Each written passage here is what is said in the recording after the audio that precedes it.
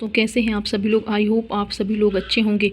आज हम विटामिन के बारे में बात करेंगे जो पेपर की दृष्टि से बहुत ही महत्वपूर्ण है। तो चलिए शॉर्टकट में और अच्छी शानदार ट्रिक के द्वारा आप इसको अच्छे से याद भी रख सकते हैं। तो चलिए स्टार्ट करते हैं।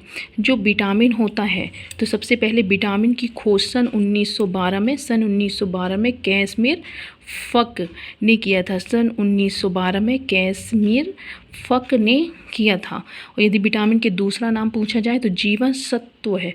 क्या है? जीवन सत्व। ठीक है।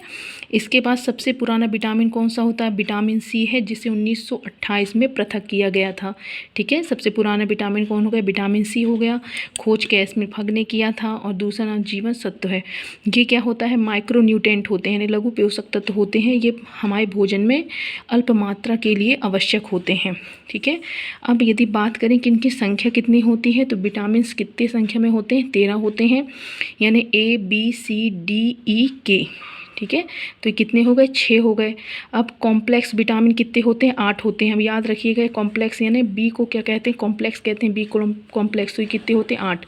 संख्या पूछी जाती है। कॉम्प्लेक्स विटामिन बी कितने होते हैं? 8 होते हैं। अब जो बी होता है और B1 दोनों सेम होते हैं, इसलिए यहाँ पर 6 लिखा गया है। ठीक है। और यहाँ पर 7 कर दिया गया है, जबकि जो बी होते हैं वो कितने होते हैं? 8 होते हैं। याद रखिएगा। और बी जो होता है और B1 दोनों एक ही होते हैं।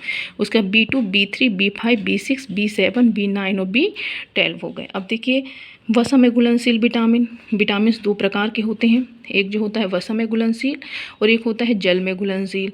तो वसा में जो घुलनशील होते हैं आप उसको कीड़ा के द्वारा याद कर सकते हैं। कीड़ा ट्रिक है इसकी। तो कीड़ा में विटामिन के ई डी ए आ जाएगा। जल में घुलनशील विटामिन को आप WBC से याद कर सकते हैं। W यानी वाटर, B से यानी विटामिन बी और C। अब देखिए ट्रिक के द्वारा आप कैसे विटामिन के नाम याद रख सकते हैं, रसायन नाम। तो जैसे हो गया रथ एक टॉफ़ी, रथ एक टॉफ़ी। तो रा से यहाँ पर ABCDE लिख लीजिए। अब जैसे रथ तो रा से क्या हो जाएगा? रेटिनॉल।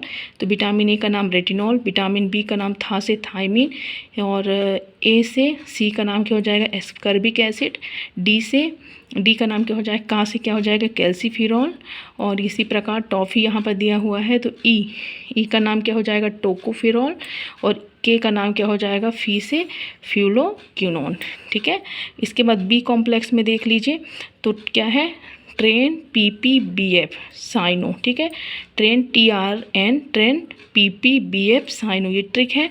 तो याद रखिएगा 1 2 3 5 6 7 9 12, यानी यहाँ पर जो विटामिन बी है कॉम्प्लेक्स में vitamin B1 vitamin B2 vitamin B3 vitamin B5 vitamin B6 vitamin B7 vitamin B9 और विटामिन B12 होता है।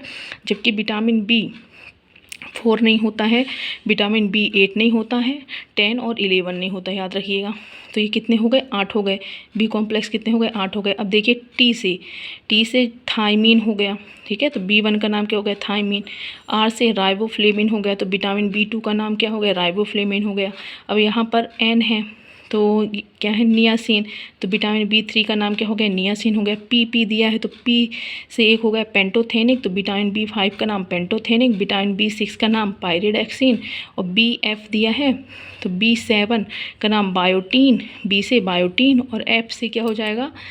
F से हो जाएगा फॉलिक एसिड। ठीक है। तो विटामिन B9 का नाम फॉलिक एसिड हो जाएगा। और साइनो से साइनोकोबालामाइन विटामिन B12 का नाम हो जाएगा। तो दोस्तों आपको यह जानकारी कैसी लगी? और ऐसी जानकारी के लिए आप हमारे चैनल को सब्सक्राइब करें। Thank you.